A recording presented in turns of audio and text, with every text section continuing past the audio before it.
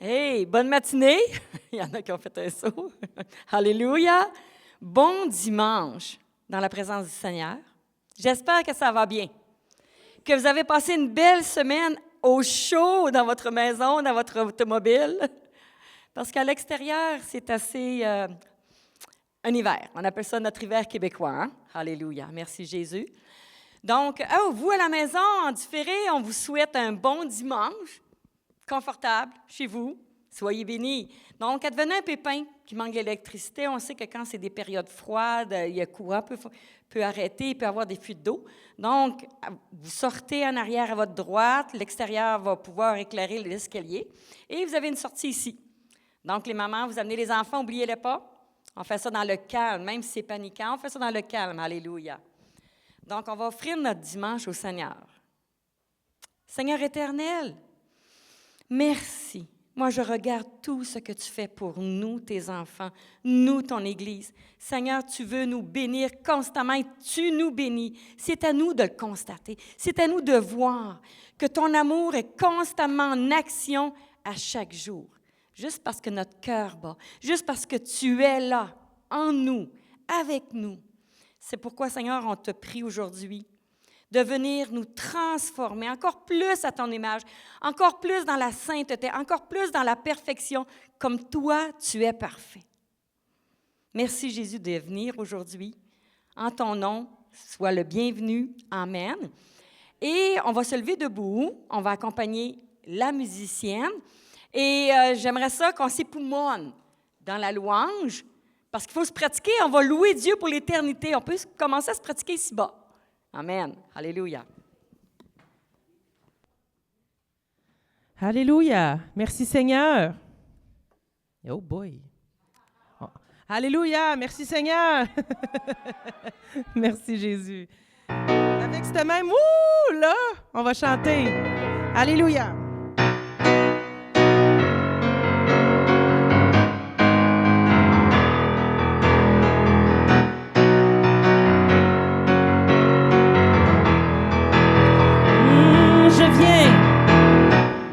Je viens dans ta maison, je veux te rencontrer, tel que je suis m'abandonner.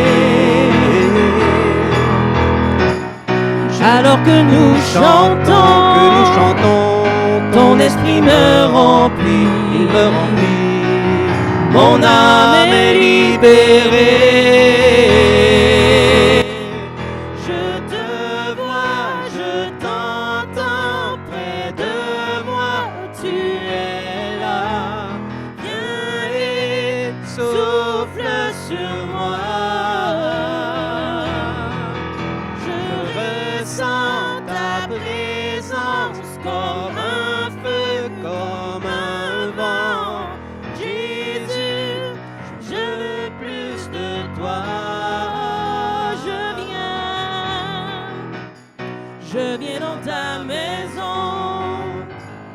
Je veux te rencontrer, tel que je suis m'abandonner.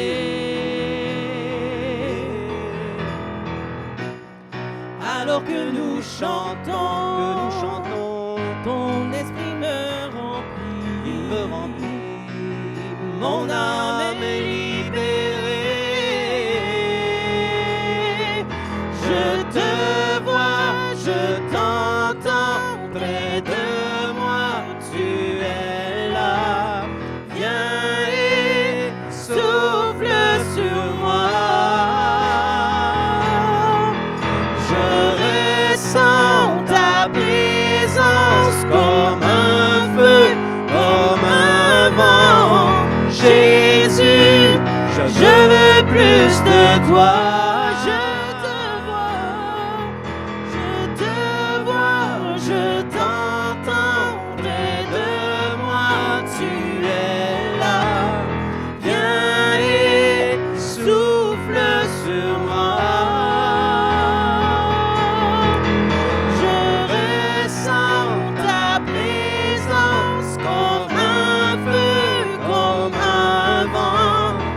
Jésus, je veux plus de toi.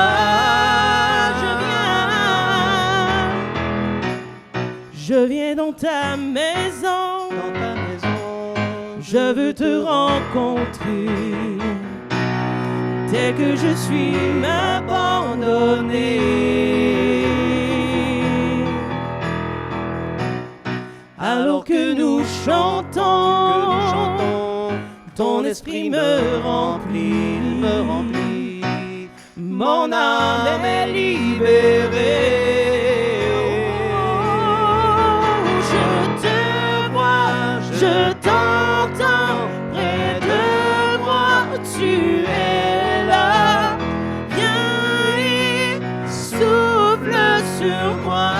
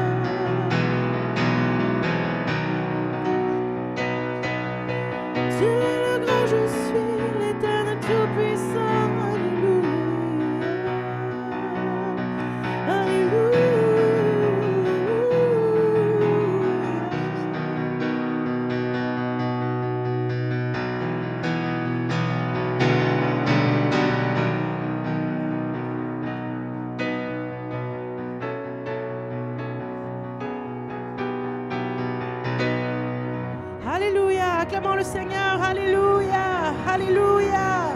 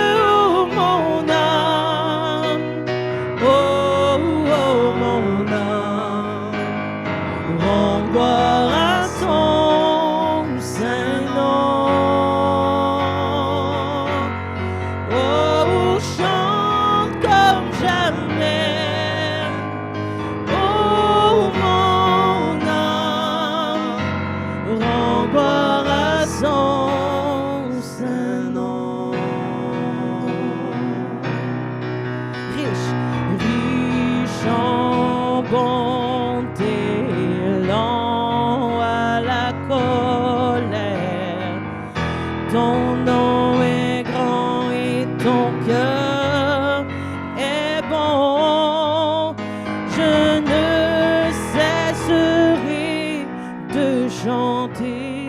tes bontés.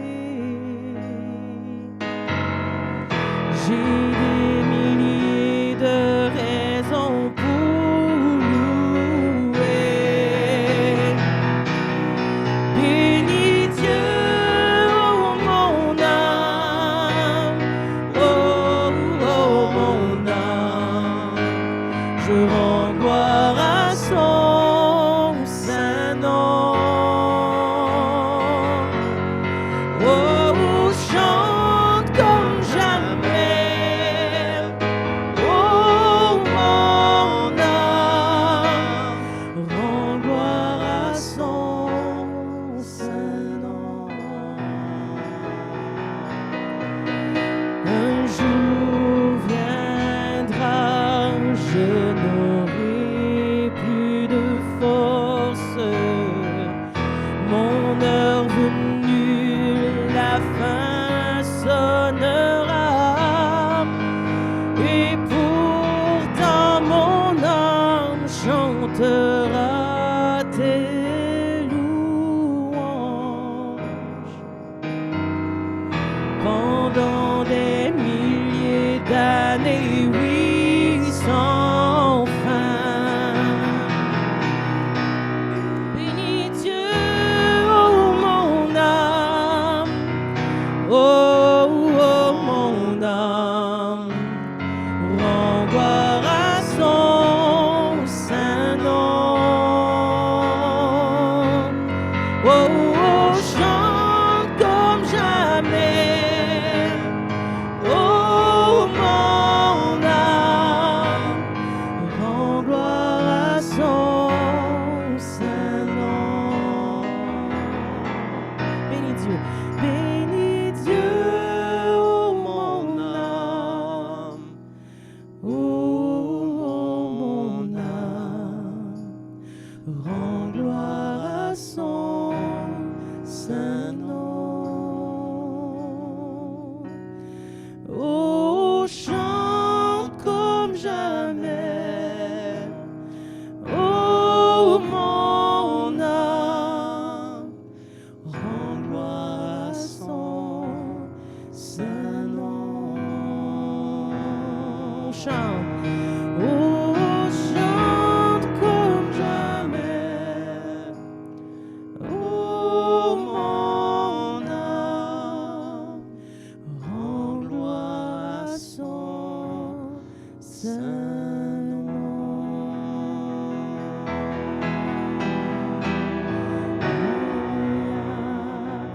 Rends gloire à son saint nom.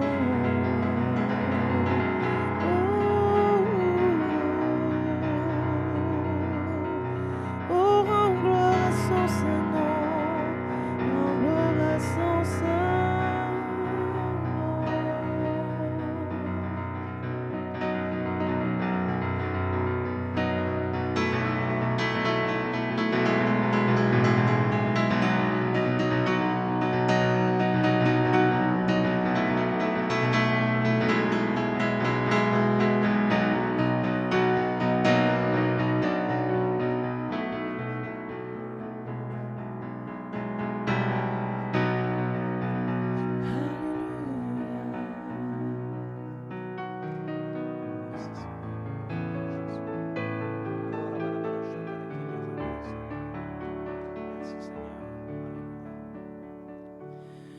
parce qu'il vit,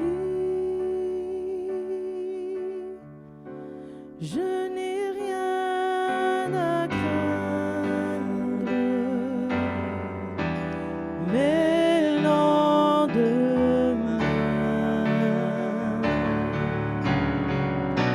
sont assurés.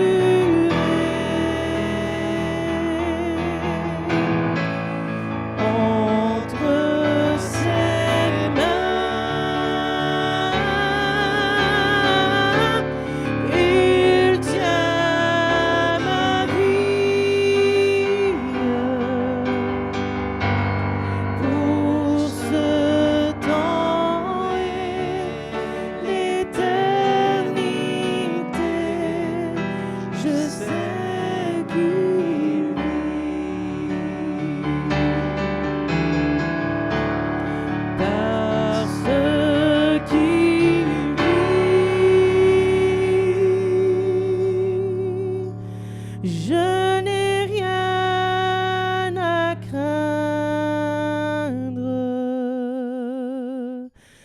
mes lendemains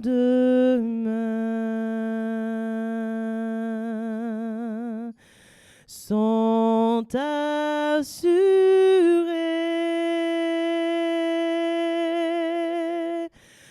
entre ses mains. Il tient ma vie pour ce temps et l'éternité. Je sais qu'il vit entre ses mains, entre ses mains.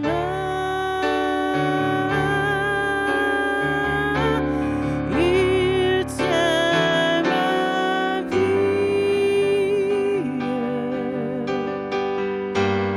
pour ce temps et l'éternité. Je sais qu'il vit.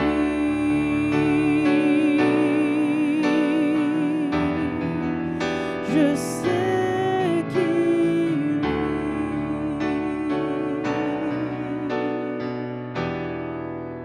Je sais qu'il vit.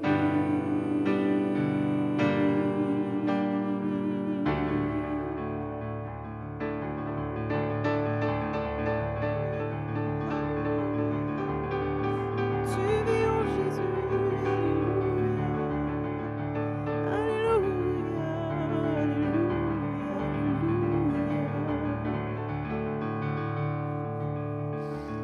Je sais qu'il vit. Je sais qu'il vit. Je sais qu'il vit.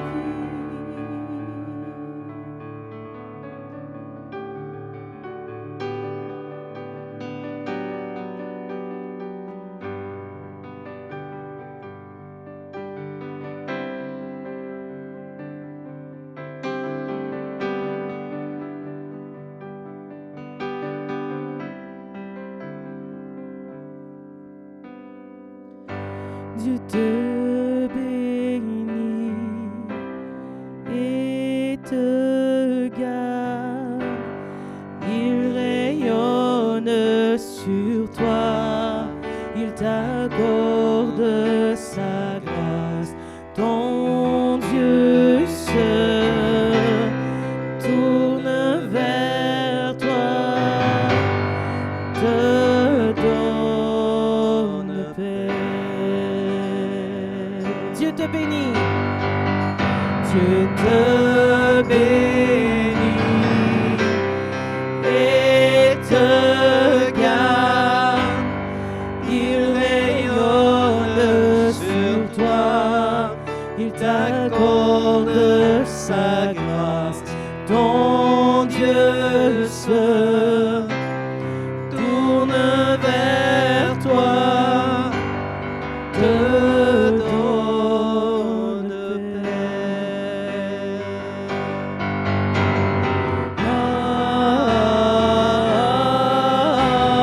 Amen.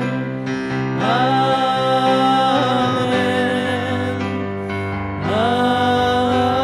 Amen.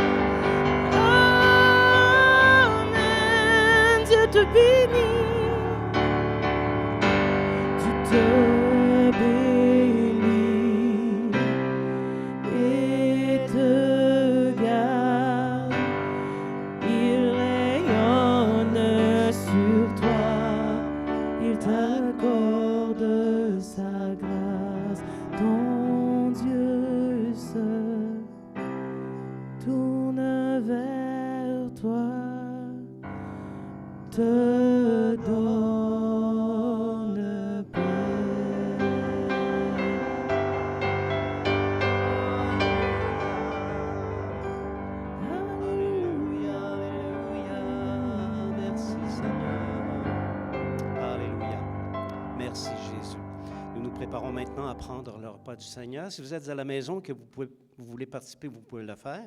Préparez le pain et le vin, vous allez pouvoir communier avec nous. Alléluia. La parole de Dieu comporte un avertissement, c'est celui de discerner dans le pain le corps de Jésus et de discerner dans le vin son sang. C'est important de le faire afin de ne pas attirer contre nous un jugement ou une condamnation, nous dit la parole. Mais si Jésus est ton Seigneur et Sauveur, tu peux pleinement participer à ce rite extraordinaire. Alléluia.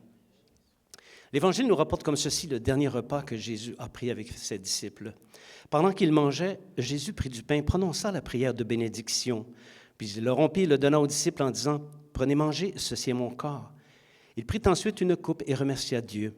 Puis il la leur donna en disant, « Buvez-en tous, car ceci est mon sang, le sang de la nouvelle alliance qui est versé pour beaucoup pour le pardon des péchés. » Seigneur, nous te disons merci.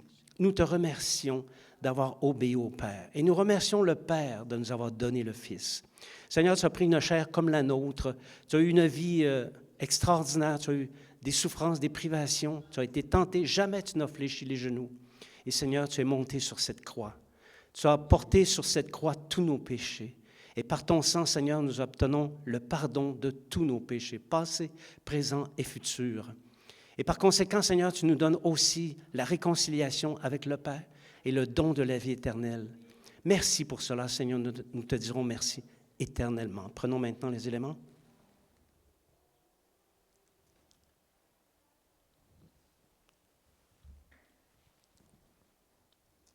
Alléluia.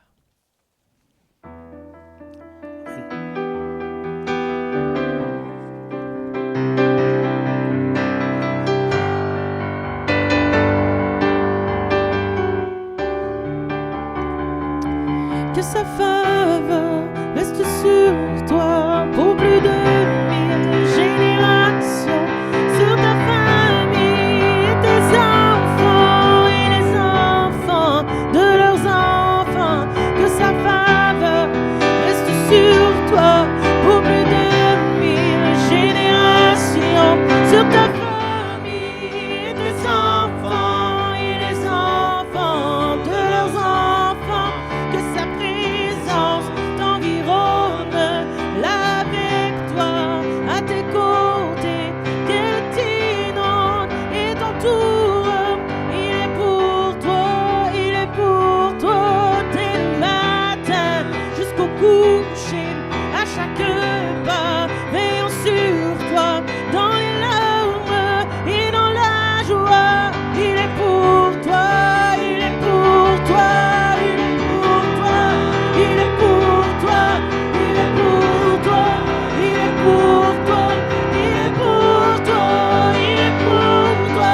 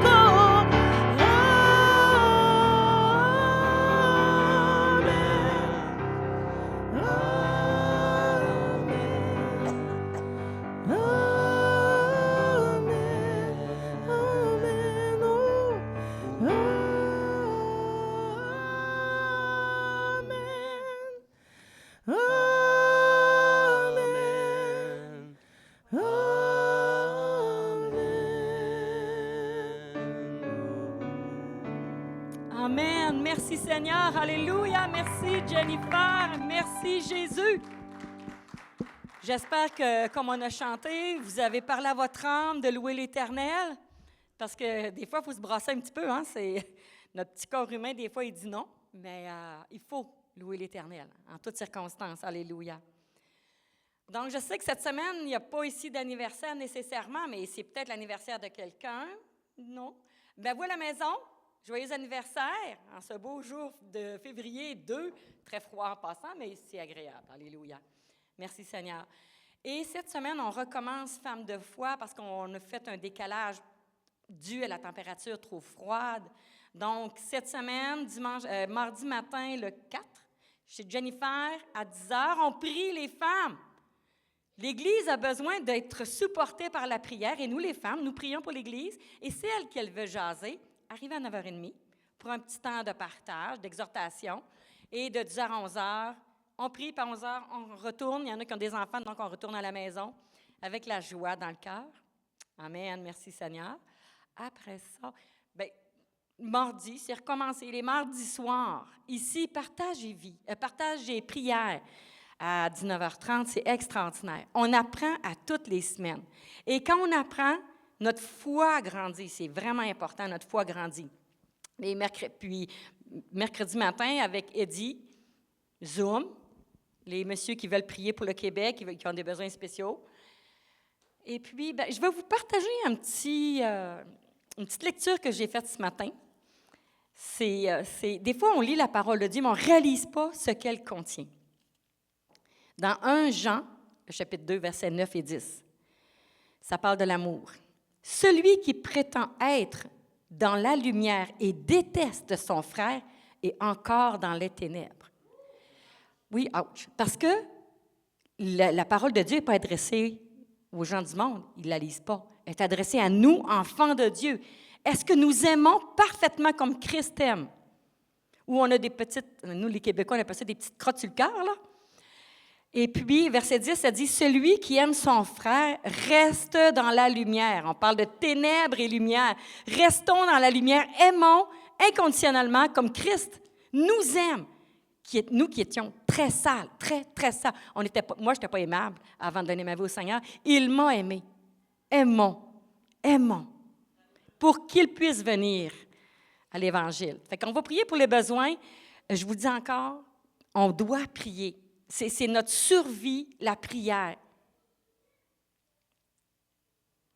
C'est notre survie, la prière. On doit prier et Dieu aime. Quand on prie, on le supplie, il aime ça. Il envoie des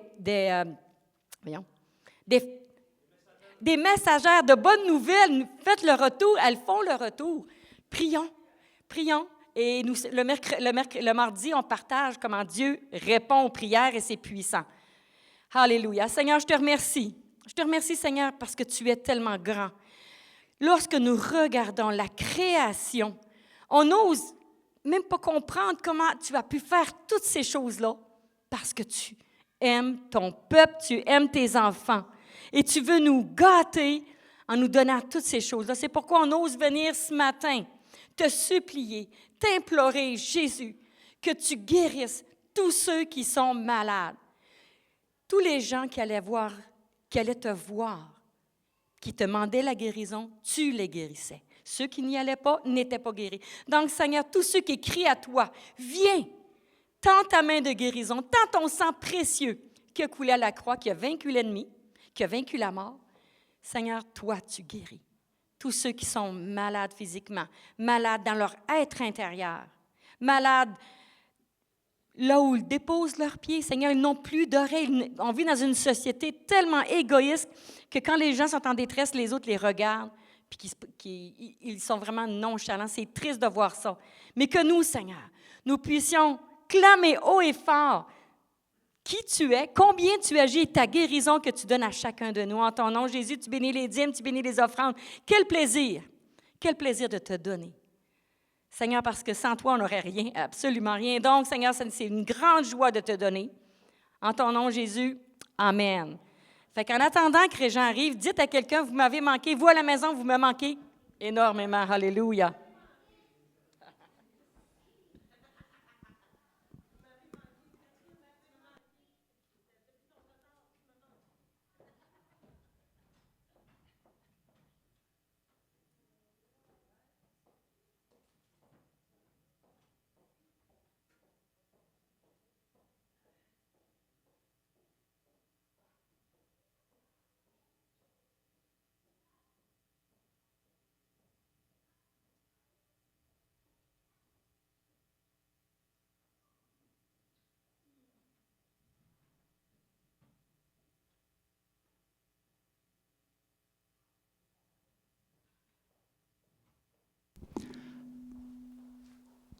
Alléluia.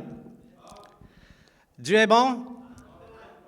Oui, en tout temps. On va en parler d'ailleurs ce matin, de la bonté de Dieu.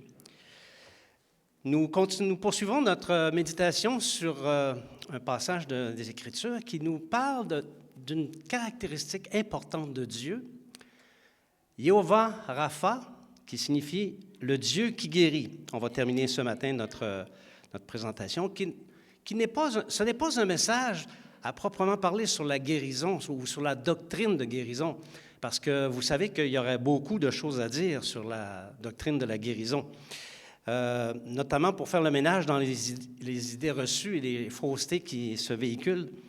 Mais non, c'est plutôt l'examen du volet de cette personne, de cette caractéristique de Dieu, qui est le Dieu qui guérit, pour qui se tient sous sa bannière.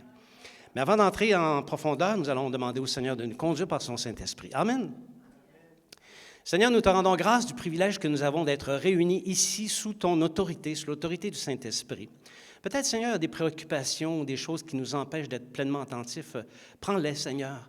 Nous les reposons sur tes épaules et te demandons de t'en occuper pour que nous puissions être ouverts, que nos cœurs soient ouverts et réceptifs à ce que le Saint-Esprit veut enseigner.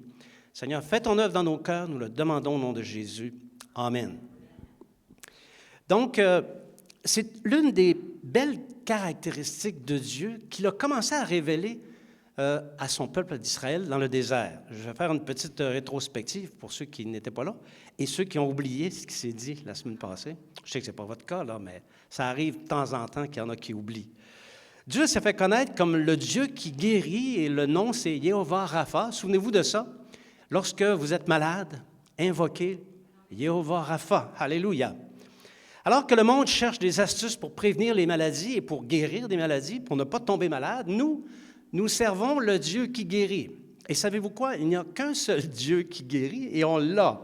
On est vraiment bénis.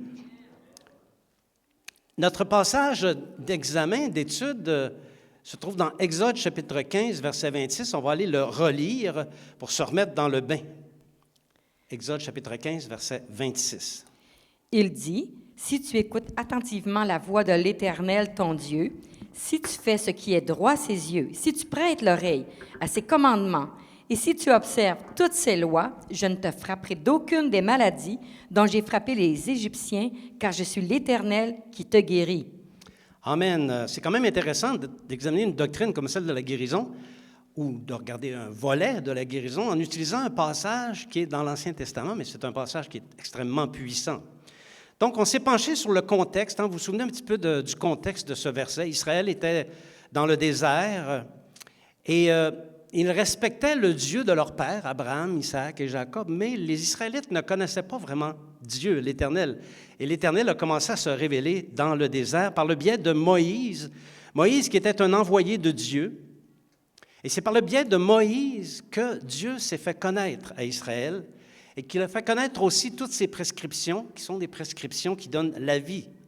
C'est par une main puissante, on l'a vu, que Dieu est intervenu contre l'Égypte, et pas seulement contre l'Égypte, mais aussi contre les dieux d'Égypte, parce qu'il y avait un nombre incalculable de dieux. On a encore des vestiges de ça aujourd'hui, des nombreux dieux que les Égyptiens avaient. Et c'est par le biais de 10 plaies, on a médité sur les 10 plaies qui étaient des plaies affreuses et destructrices qui ont frappé les Égyptiens. C'était de ces maladies-là dont Dieu parlait dans le passage qu'on vient de lire. Mais on a aussi dit que, par extension, c'est correct aussi de croire que ceux qui se placent sous la bannière de Dieu pour y demeurer sont gardés de bien des maladies et de bien des malheurs. Et lorsqu'ils sont malades, ça peut arriver, bien, ils guérissent. On avait commencé à parler de ce qu'il faut faire pour demeurer sous la bannière de Dieu, du Dieu qui guérit. Et on avait dit qu'il faut faire exactement comme Israël. Ce qui était demandé à Israël nous est demandé à nous aussi pour demeurer sous la bannière du Dieu qui guérit. Premièrement, il faut que Dieu se révèle, il faut qu'on se convertisse au Dieu Tout-Puissant. C'est important. Il faut que nous naissions de nouveau. S'il n'y a pas de nouvelle naissance, il n'y a pas de relation avec Dieu. Donc, tu ne peux pas te placer sous la bannière du Dieu qui guérit. C'est une condition essentielle. Ensuite, on a commencé à parler d'un processus de 4 conditions qu'on pourrait appeler les 4 si tu fais ceci, si tu fais cela. Donc, il y en a 4, et ce sont ces 4 si tu qui protègent contre les maladies et les malheurs. On avait eu le temps de regarder seulement les 2 premiers si tu, et on poursuit notre méditation ce matin en se demandant comment pourrait-on demeurer dans la dimension du Dieu qui guérit? Comment peut-on demeurer sous cette bannière? Et quelles sont les conséquences pratiques, parce qu'il y a quand même des conséquences pratiques pour ceux qui demeurent sous la bannière de Yehovah Rapha. Alléluia. C'est avec ces dernières méditations que notre thématique va se terminer. Est-ce que vous êtes avec moi? Amen. J'aime ça quand vous dites des beaux amen comme ça. Je pense que la prochaine image, là, on a les 3 points. C'est parce que j'ai voulu mettre les 3 points pour qu'on puisse aboutir là où on avait arrêté la semaine passée. Donc, c'est comment demeurer sous la bannière du Dieu qui guérit. On avait dit faire de Jésus son maître. Et on avait commencé à regarder le processus. Un processus en 4 étapes. 4 conditions. 4 si tu. Le premier, je vais le résumer, c'est « Si tu écoutes attentivement la voix de ton Dieu ». Attentivement. On a dit que Dieu parle. Il n'y a que les gens du monde qui n'entendent pas Dieu. Et ce n'est pas parce que Dieu ne leur parle pas, parce que Dieu parle à tout le monde. Mais rares sont ceux qui l'écoutent vraiment. Nous, qui sommes du peuple de Dieu, nous devons écouter parce que Dieu parle. Toute parole qui est sortie de la bouche de Dieu est une parole qui doit être écoutée.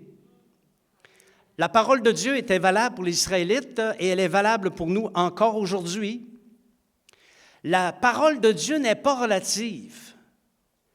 Elle ne possède pas une interprétation pour un et une autre interprétation pour quelqu'un d'autre. On avait dit que Dieu parlait par son esprit, par les autorités qu'il a mises en place dans l'Église et de bien des manières. Il y a bien des manières de s'exprimer, notre Dieu. Il faut donc écouter attentivement la voix de Dieu. Quand tu es dans une circonstance X, Y, Z, que tu pries, que tu cherches la face de Dieu, porte bien attention à toutes ces choses parce que d'une manière ou d'une autre, Dieu va te parler. Il faut que tu écoutes attentivement. Le deuxième, si tu fais ce qui est droit à ses yeux, on avait passé un peu de temps là-dessus, on avait dit que Dieu est droit, fidèle et intègre, et il s'attend à ce que ses enfants, pour bénéficier de sa guérison et demeurer sous la bannière du Dieu qui guérit, soient eux aussi droits, fidèles et intègres. Tel est Dieu, tel nous devons être, ou tendre à être. Et la seule manière d'y parvenir, c'est de pratiquer la justice telle qu'elle est enseignée dans les Saintes Écritures, non pas la justice du monde. Parce que tu sais qu'aujourd'hui, tu peux pratiquer un élément de la justice de Dieu, puis aux yeux du monde, ça peut être un crime. Parce que le monde appelle le bien mal et le mal bien. Le monde est tout mêlé. Mais nous, on a la parole de Dieu qui nous démêle, puis qui nous apprend à discerner qu'est-ce qui est bien, qu'est-ce qui est mal. Alors, c'est important aussi de se garder de relativiser la droiture. Il y en a qui sont tout croches et qui prétendent marcher dans la droiture. Non, regarde-toi dans un miroir, tu es tout croche. Écoute-toi parler, tu vas voir que tu es tout croche. Entends-toi quand tu parles. Il faut absolument se garder, on avait dit aussi qu'il fallait absolument se garder de se servir du nom de Dieu ou de l'une de ses ordonnances pour commettre le mal. On avait eu une petite méditation là-dessus. On serait rendu au 3e si tu, là on est dans le nouveau, dans le 9, si tu prêtes l'oreille à ses commandements. Vous savez, aujourd'hui, quand on parle des commandements, on n'est pas très populaire. Parce que les chrétiens ont délaissé les commandements de Dieu. À cause d'un mensonge qui est le suivant, on n'est plus sous la loi, on a été libéré. Si vous regardez un petit peu les publications qu'il y a sur Facebook, il y a toutes sortes de stupidités qui se disent là-dessus, là, OK? Par des chrétiens. Alors, les 10 commandements sont encore applicables aujourd'hui, et pas seulement les 10 commandements, toute ordonnance que Dieu a donnée, qui était bonne pour les Israélites, sont bonnes pour nous aussi. Les ordonnances de Dieu, elles ont une caractéristique, elles sont parfaites. Dieu n'a pas donné une seule ordonnance qui était tout croche. Toutes ces ordonnances sont parfaites, ces commandements sont parfaits.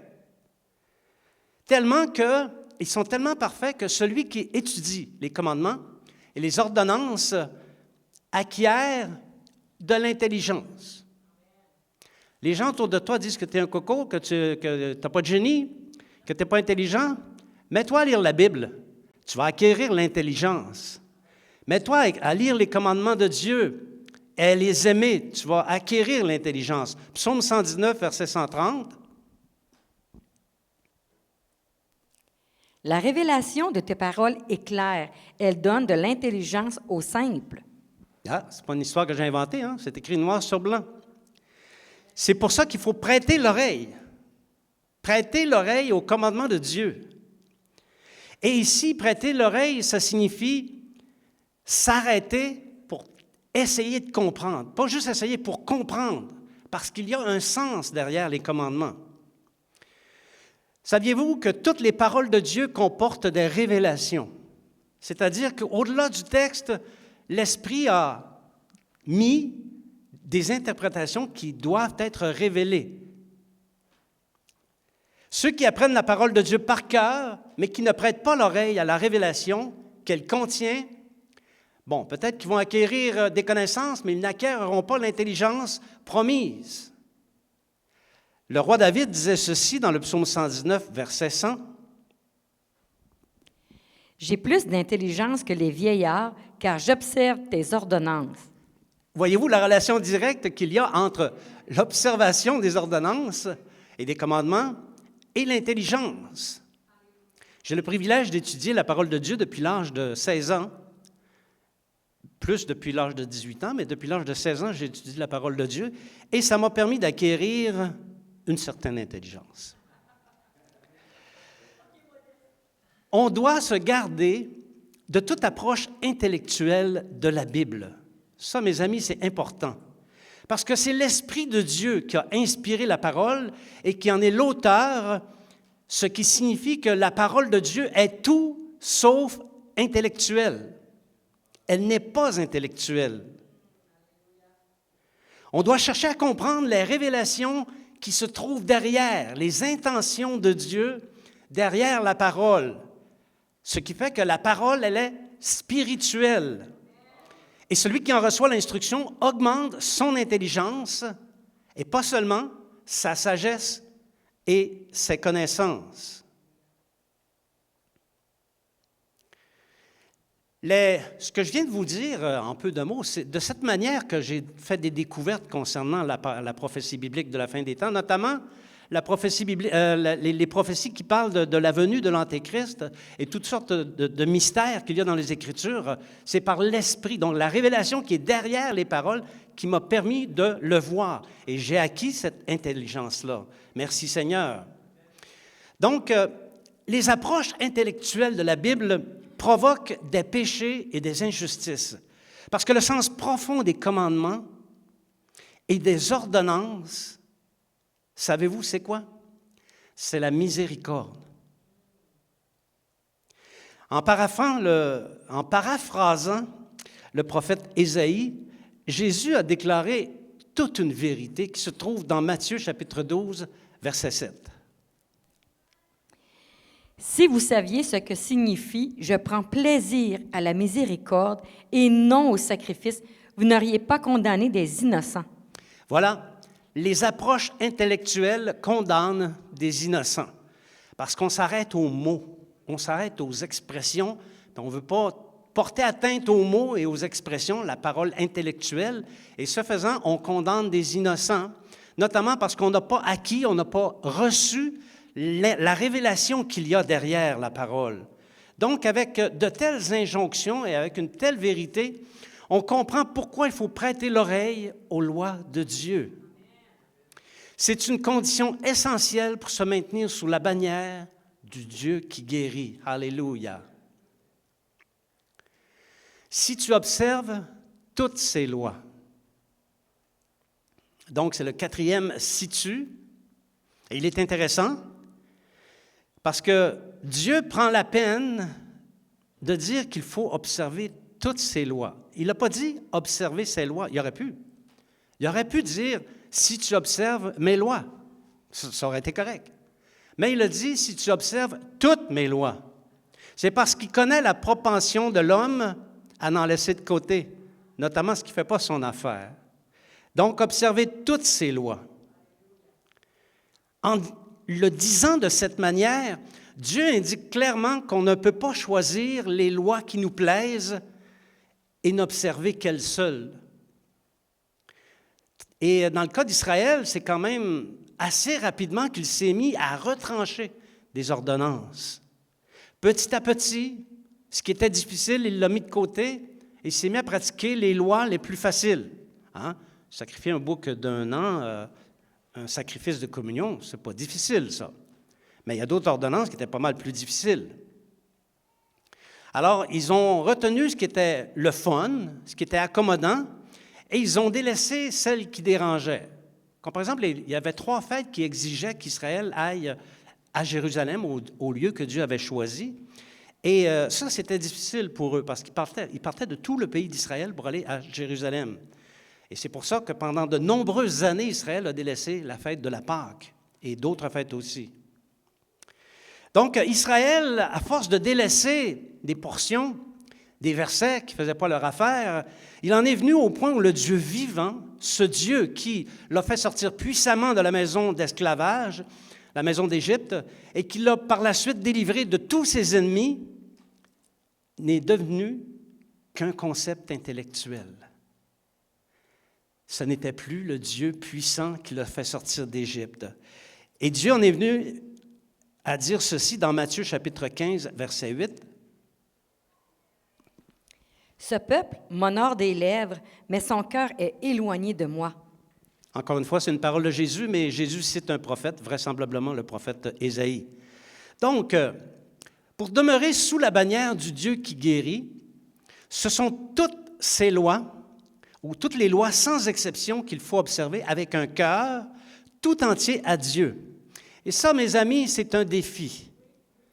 C'est un défi d'avoir un cœur tout entier à Dieu et de demeurer tout entier à Dieu jusqu'au dernier battement de cœur, c'est un défi. Rappelez-vous ce que Dieu a reproché à l'Église d'Éphèse, je crois. « Voici ce que j'ai contre toi, tu as abandonné ton premier amour. » Pourtant, il faisait tout. Il faisait les sacrifices, il mourait pour leur foi même. Tu as abandonné ton premier amour. Tu as adopté une approche intellectuelle de ma parole et non pas spirituelle. Bien-aimé, c'est important. Je ne sais pas où tu en es dans ta vie. Est-ce que tu es dans une relation intellectuelle avec ton Dieu ou tu es dans une relation spirituelle? Il faut que ton cœur soit entier à Dieu dans une relation vraie, une relation authentique, une relation sincère. Quelqu'un dit Amen? Amen. Toutes les lois. Là, j'entends quelqu'un qui dit, je tends l'oreille, j'entends des choses. Quelqu'un dit, ouais, mais on n'est pas des Juifs, nous. Et les lois sont écrites essentiellement pour eux. Bon, c'est vrai que pour le moment, dans l'attente du renouvellement de toutes choses, on ne peut pas vraiment observer toutes les lois de Dieu telles qu'elles sont écrites dans la parole, même si on le veut. On ne pourrait pas. Tu n'as qu'à penser au sacrifice, on ne peut pas faire ça, là, tu sais.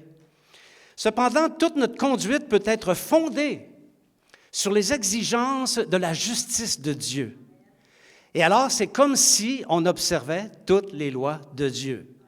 C'est spirituel.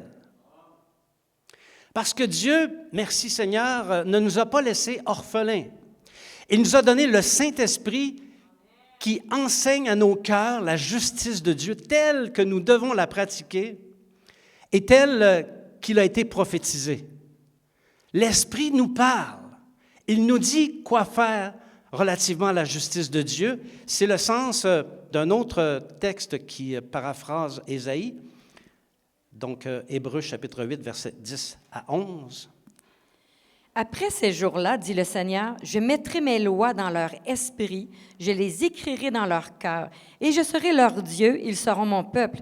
Aucun n'enseignera plus son concitoyen, ni aucun frère en disant, connais le Seigneur, car tous me connaîtront, depuis le plus petit jusqu'au plus grand d'entre eux. Amen. Quand il y a ça dans ta vie, tu peux dire que l'Esprit va t'aider à observer toutes les lois de Dieu, celles qui lui plaisent, celles qui entrent dans sa justice, et non pas seulement celles qui te plaisent. Alors, ce qu'il faut comprendre, c'est que le Saint-Esprit enseigne à nos cœurs ignorants ce que signifient les lois de Dieu et comment nous pouvons les observer. Il n'est plus de question de dire c'est dans l'Ancien Testament ou dans le Nouveau Testament. L'Esprit te parle. Il te dit de le faire, d'intégrer ça dans ta vie. Fais-le. C'est ce Saint-Esprit qui amène à maturité les disciples du Seigneur et qui fait qu'être un disciple à l'Église Esprit et Vie du Royaume, c'est exactement la même chose qu'être disciple dans une église en Afrique. N'est-ce pas vrai? C'est la même chose. Il n'y a pas de différence entre les disciples. C'est le Saint-Esprit qui révèle à nos cœurs le sens de la loi et qui crie haut et fort ce qu'on retrouve dans Deutéronome, chapitre 30, versets 19 à 20. Choisis la vie afin que tu vives, toi et ta postérité, pour aimer l'Éternel, ton Dieu, pour obéir à sa voix et pour t'attacher à lui, car de cela dépendent ta vie et la prolongation de tes jours. Et c'est ainsi que tu pourras demeurer dans le pays que l'Éternel a juré de donner à tes pères, Abraham, Isaac et Jacob. Amen. Ça s'appelle choisir la vie. Ça s'appelle aimer l'Éternel, ton Dieu, pour obéir à sa voix et s'attacher à lui, s'attacher à ce qu'il demande. Et de ça dépendent la vie et la prolongation des jours. C'est un peu ce qu'on a dit la semaine passée. Hein? L'observation des lois de l'Éternel prolonge la vie. Est-ce que tu veux vivre longtemps? Observe les voies, la voix, c'est-à-dire la voix de Dieu, observe ses lois. Alléluia. Aimer Dieu de tout son cœur. Il y a même un commandement qui s'appelle comme ça. Excusez-moi, j'ai perdu mon... Obéir à sa voix, s'attacher à lui, voilà bien ce que font ceux qui ont fait du Seigneur leur Dieu et qui l'aiment de tout leur cœur. Et en faisant ça, c'est sûr qu'ils vont observer toutes les lois que le Saint-Esprit grave dans leur cœur. Il y a des choses que je pratique depuis ma tendre enfance chrétienne parce que le Saint-Esprit les a gravées dans mon cœur. Et tous aussi, on a des lois que l'Esprit a gravées dans nos cœurs et on les pratique et on a de la joie à pratiquer ça. Alléluia. Parce qu'on aime notre Dieu.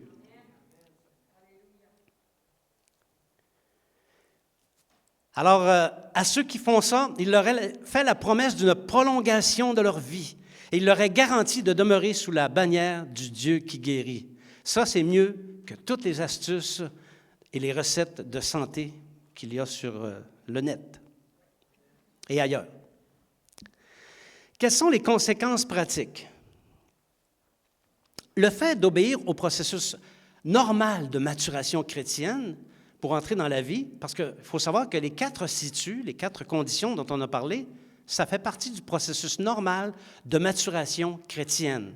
Ça conduit à la maturation chrétienne. Par contre, je veux être honnête avec vous, le processus des 4 situs peut sembler être un programme rigide. À tout le moins, pour les Israélites, rapidement, c'est devenu rigide. Et encore là, il faut recevoir l'intelligence pour comprendre le bon sens qu'il y a derrière.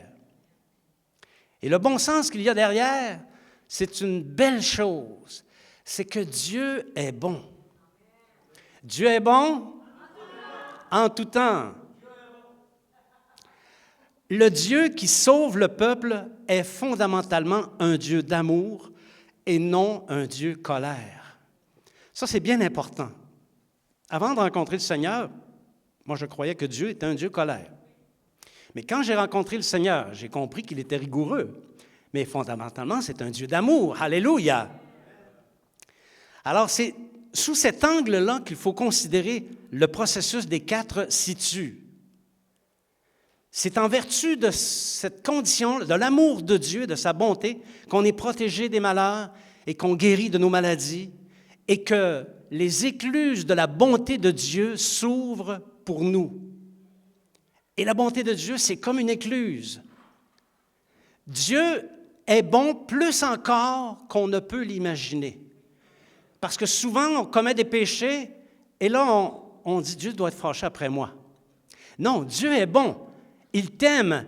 Il veut te faire part de sa miséricorde. Il veut que tu abandonnes ton péché. Il veut que tu lui demandes pardon. Mais il t'aime. Son amour envers toi, sa bonté envers toi n'a pas changé. Beaucoup de chrétiens coupent leur relation avec Dieu à cause du péché parce qu'ils oublient que Dieu est bon. Quand tu commets un péché qui vient affecter ta conscience, rappelle-toi de ceci. Dieu est bon et Dieu t'aime. Alléluia. Dieu lui-même décrit combien est grande sa bonté. À une occasion dans la Bible, quand Moïse, le peuple avait fait un veau d'or et puis Moïse était retourné en haut, puis Dieu avait coupé la relation avec les Israélites à cause de l'expérience du veau d'or. Puis Moïse est remonté dans la montagne pour plaider avec Dieu. Et Moïse fait une curieuse demande. Il dit, j'ai quelque chose à te demander, Dieu. J'aimerais te voir. J'aimerais voir ta gloire. Et Dieu lui a répondu. Il lui a dit qu'il allait accorder à Moïse ce qu'il demandait, sauf qu'il ne pouvait pas le voir face à face, parce qu'un homme ne peut pas voir Dieu face à face et continuer de vivre. Mais tu vas pouvoir me voir par derrière. Donc, c'est ce qui est arrivé à Moïse, et c'est ce qu'on peut lire dans un passage que j'ai compressé un peu, là, parce qu'il était trop long. Donc, Exode, chapitre 33, versets 18-19 et 34, 5 à 7. Moïse dit, « Fais-moi voir ta gloire. » L'Éternel répondit, « Je ferai passer devant toi toute ma bonté, et je proclamerai devant toi le nom de l'Éternel. Je fais grâce à qui je fais grâce, et miséricorde à qui je fais miséricorde. » L'Éternel descendit dans une nuée, se tint là auprès de lui, proclama le nom de l'Éternel. Et l'Éternel passa devant lui, s'écria, « L'Éternel, l'Éternel, Dieu miséricordieux et compatissant, lent à la colère, riche en bonté et en fidélité, qui conserve son amour jusqu'à 1000 générations, qui pardonne l'iniquité, la rébellion et le péché, mais qui ne tient point le coupable pour innocent et qui punit l'iniquité des pères sur leurs enfants et sur les enfants des enfants jusqu'à la 3e et à la 4e génération. » Alors, voyez-vous, dans cette expérience où Dieu se montre personnellement à Moïse, il donne un descriptif de sa personne. Et c'est un descriptif qui est quand même extraordinaire. Okay? Dieu miséricordieux, compatissant, lent à la colère, riche en bonté et en fidélité, qui conserve son amour jusqu'à 1000 générations. On veut ce Dieu-là. Sauf que lorsqu'il fait sa description de lui-même, il met en parallèle, comme un paradoxe, on pourrait appeler ça un paradoxe, sa bonté, sa miséricorde, sa fidélité, sa compassion et sa lenteur à la colère. Puis il ajoute le fait qui est tout autant vrai, qu'il ne tient pas le coupable pour innocent, qu'il punit l'iniquité. Donc, c'est un paradoxe. D'un côté, il est infiniment amour, puis d'un autre côté, il punit. Alors, Dieu est bon au-delà de toute mesure et il est juste. Alors, pour ceux qui se maintiennent sous la bannière du Dieu qui guérit, ils sont bénéficiaires sans mesure du premier volet de la description de Dieu. Ils sont gardés, protégés des malheurs et ils guérissent de leurs maladies. En revanche, ceux qui se maintiennent dans l'autre côté du volet de la description de Dieu, qui se maintiennent dans l'iniquité, ils seront punis. C'est pas moi qui le dis, c'est Dieu lui-même. Et parfois, il faut le dire, je sais que c'est enregistré, c'est bien correct comme ça, le malheur ou la maladie. À cause de leur péché, de leur iniquité, Dieu peut envoyer malheur et maladie. Les deux attitudes font intervenir Dieu, soit en bénédiction, si tu te tiens dans l'amour de Dieu et la bonté de Dieu, soit la malédiction, si tu te tiens dans l'iniquité ou les choses qui lui déplaisent. Il y a des chrétiens qui disent ou qui pensent que Dieu ne châtie pas les transgressions. Je me souviens quand on était jeune chrétien, ça faisait partie des débats qu'on avait. On discutait de ça. Non, t'es né de nouveau, il n'y a plus de châtiment, c'est fini. Tout est à la croix, il y a tout porté à la croix, il n'y en a plus, il n'y a plus de châtiment. L'expérience m'a rattrapé. Et l'expérience m'a montré que même si tu es chrétien, si tu commets l'iniquité, tu vas rencontrer Dieu dans ton chemin. Ça, c'est garanti. Alors, ceux qui pensent ça sont dans l'erreur. Dieu peut exprimer sa justice par la malédiction. Les non-chrétiens qui ont vaguement entendu parler de Dieu, qui disent que Dieu est infiniment bon, Dieu est infiniment amour, utilisent ce paradoxe pour dire, si Dieu est infiniment amour, alors pourquoi a-t-il recours au châtiment? Pourquoi sa colère? Bien, c'est parce que Dieu conjugue sa bonté et son amour avec sa justice. Dieu s'est conjugué. Et il conjugue les deux. Et c'est ça que ceux qui ne connaissent pas Dieu ne comprennent pas. Bon, je sais qu'ici, j'ai dit des choses qui peuvent susciter des discussions, des débats, même des désaccords. C'est correct. Je voudrais vous parler d'une analogie qui est l'analogie de l'électricité. Parce qu'il y a une analogie concrète entre l'analogie de l'électricité et le pseudo-paradoxe de bénédiction-malédiction qui caractérise Dieu. L'électricité. Hey, par une journée comme aujourd'hui, est-ce qu'on est content d'avoir l'électricité? C'est une très bonne chose, l'électricité. Quiconque a accès au réseau électrique et à l'électricité en est le bénéficiaire. On en profite. On peut, avec l'électricité, merci Seigneur, cuisiner ou regarder cuisiner. On peut avoir l'eau chaude. On peut chauffer nos maisons, merci Seigneur. On peut opérer des outils puissants pour faire toutes sortes de travaux. On peut construire, réparer et faire toutes sortes de choses grâce à l'électricité. On peut avoir toutes sortes de bénéfices grâce à l'électricité. On peut même l'accumuler et s'en servir plus tard. C'est extraordinaire, l'électricité. Or, l'accès à l'électricité vient avec un code de loi qui s'appelle le code électrique.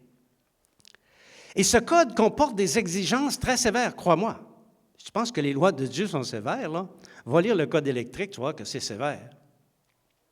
Et rigoureuse. Non seulement c'est ça qu'il faut que tu fasses, mais il ne faut pas jamais que tu manques de faire ça. Et si quelqu'un ne respecte pas le code électrique, ben, il va vivre des malheurs plutôt que le confort. Parce que si le fil qui chauffe ta maison est dénudé et que tu y touches, crois-moi, tes cheveux vont défriser.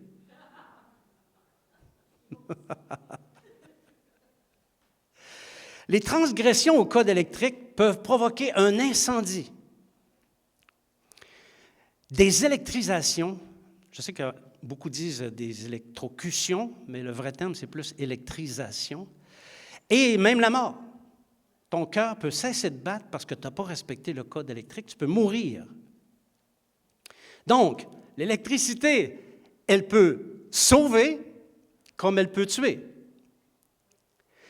Se trouve-t-il un imbécile qui, après avoir subi une électrisation en touchant un fil dénudé, va mettre le blâme sur Hydro-Québec? C'est pas de la faute d'Hydro-Québec. Tu n'as pas suivi le code. Endure ton mal. Alors, c'est une analogie qui explique l'apparent paradoxe de la bonté de Dieu et les châtiments de Dieu. Et c'est pourquoi il faut se garder d'accuser Dieu d'autoriser les maladies et les malheurs quand ces codes de loi sont transgressés. Est-ce que vous me suivez? Tout ce que je viens de dire, ça soulève une question. Je sais que certaines personnes se la posent. Les malades sont-ils des pécheurs? Bien, il faut la regarder, hein? C'est un point sur lequel il faut nuancer. Il faut prendre garde. Sinon, on va condamner des innocents. OK? Les malades et ceux qui subissent des malheurs ne sont pas forcément en dehors du processus des 4 situs ou des 4 conditions qui garantissent de demeurer sous la bannière du Dieu qui guérit. Il y a d'autres considérations qui influent ces circonstances. Pendant le temps où tu es disciple de Jésus, c'est certain que tu vas être gardé de la maladie et des malheurs. C'est certain, ça ne fait aucun doute. La vérité, c'est que les disciples qui écoutent attentivement la voix de Dieu, qui marchent dans la droiture, qui prêtent l'oreille à ses commandements et qui observent toutes ses lois, seront largement gardés des maladies et des malheurs. Et ça, c'est un fait qui a été prouvé par la science. La science a prouvé que ceux qui ont la foi en Dieu sont plus en santé ou encore moins malades que les autres groupes. Il y a plusieurs études qui ont été faites là-dessus. Alors, par contre, il pourrait arriver que ce soit la volonté de Dieu de sonder le cœur d'un bien-aimé. Je n'ai pas dit éprouver, j'ai dit sonder. Parce que Dieu, tout au long de notre vie chrétienne, veut s'assurer qu'on demeure entier avec lui. Et il peut arriver que dans ce contexte-là, il autorise une maladie ou un malheur.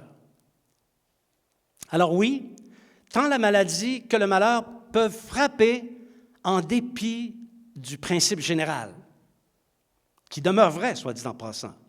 Et c'est pourquoi le disciple qui vit ce genre de circonstances, qui éprouve une maladie ou un malheur, doit veiller à en découvrir la cause. Quand il t'arrive quelque chose, on va dire de pas correct, une maladie, un malheur, whatever, comme disent les Anglais, réfléchis pour trouver la cause. Parce que si tu ne réfléchis pas pour trouver la cause, ça va se reproduire jusqu'à ce que tu l'aies compris. C'est très important. Donc, le disciple à qui ça arrive va examiner ses attitudes et sa conduite chrétienne pour voir s'il n'y aurait pas eu de transgression au code d'électricité de Dieu. Si ses mains sont pures, si son cœur ne le condamne sur rien après avoir fait une honnête introspection, s'il possède la certitude d'avoir été fidèle aux 4 situs, alors il lui reste une seule chose à faire, c'est entrer en action de grâce envers le Dieu de bonté qui a autorisé ce malheur ou cette maladie. Et du sein de son épreuve, de sa maladie ou de son malheur, il va pouvoir continuer de bénéficier de la grâce de Dieu. Alléluia! Alors, je suis arrivé à la conclusion, j'invite maintenant Jennifer. La bannière du Dieu qui guérit, Yehovah Rapha, est une dimension importante de Dieu, du Dieu que nous servons par Jésus-Christ. Il faut se placer en dessous et s'assurer qu'on y demeure. Toutefois, il est aussi primordial de connaître le processus qui permet d'y entrer et d'y demeurer. C'est important. Les 4 conditions, commençant par situ, sont incontournables, même aujourd'hui. Alors, il est faux de penser, je m'excuse encore, il est faux de penser que parce que nous sommes chrétiens, que ces conditions ne sont plus valables. C'est une erreur. Elles sont encore valables. Parce que le Saint-Esprit va les rappeler à ton cœur et il va les inscrire sur les tablettes de ton cœur. Alors, rappelons les 4 conditions. Écouter attentivement la voix de Dieu. Faire ce qui est droit à ses yeux. Prêter l'oreille à ses commandements et ses ordonnances. Observer toutes ses lois. Et alors, tu sauras garder des maladies qui ont frappé les Égyptiens et bien d'autres malheurs. Pour te garder en sécurité, observe le code de l'électricité des lois de Dieu. Et souviens-toi finalement qu'il y a paix et sûreté sous la bannière du Dieu qui guérit. Et l'Esprit veut que tu y demeures jusqu'à la fin. Amen. Je t'invite à vous lever.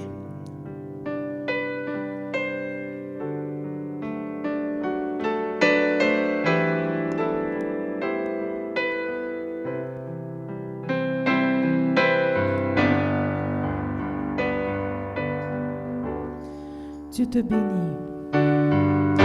Dieu te bénit et te garde. Il rayonne sur toi. Il t'accorde sa grâce. Ton Dieu se tourne vers toi, te donne paix.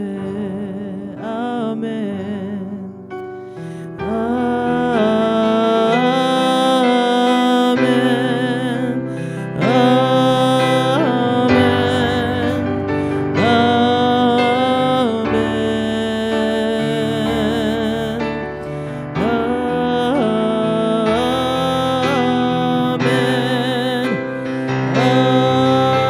Amen.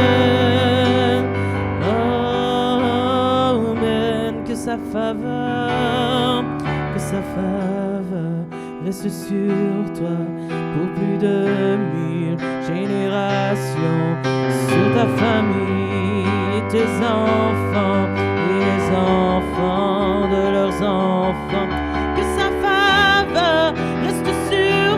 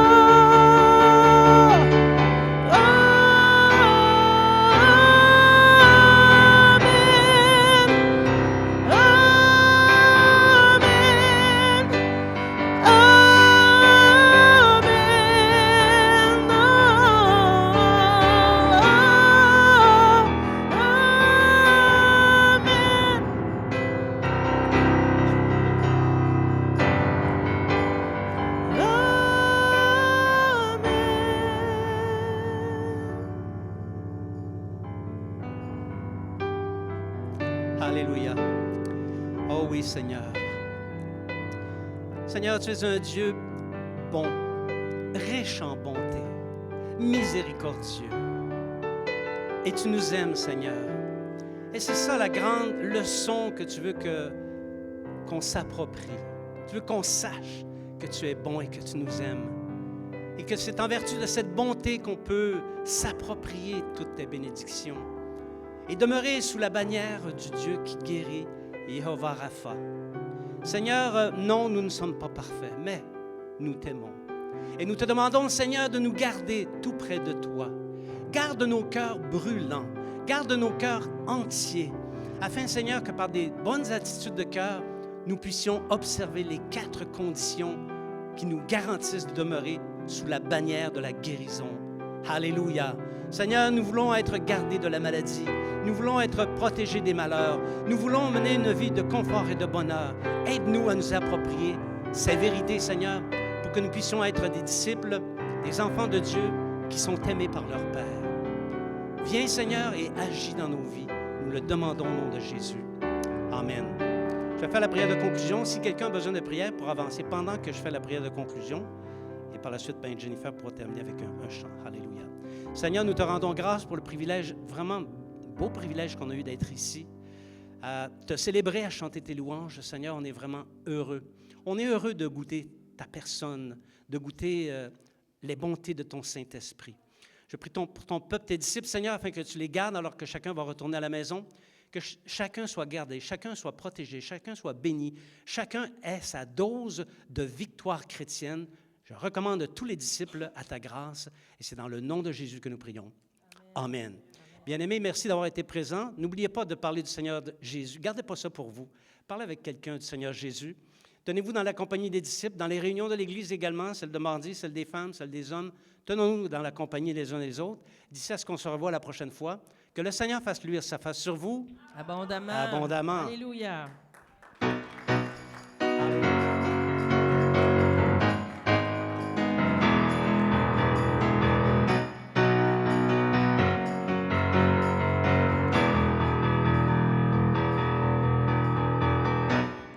Je viens dans ta maison, je veux te rencontrer, tel que je suis m'abandonner. Alors que nous chantons, ton esprit me remplit, mon âme est libérée.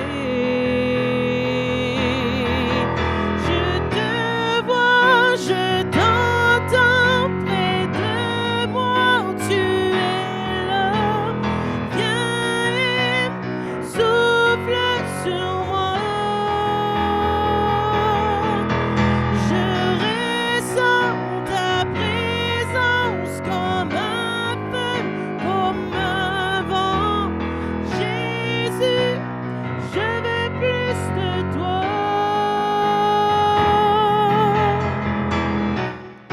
Je viens dans ta maison, je veux te rencontrer, tel que je suis m'abandonner.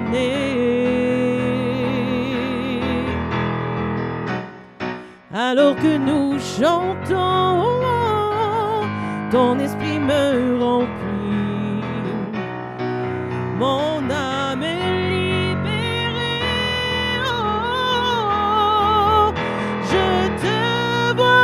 je t'entends près de moi, tu es là.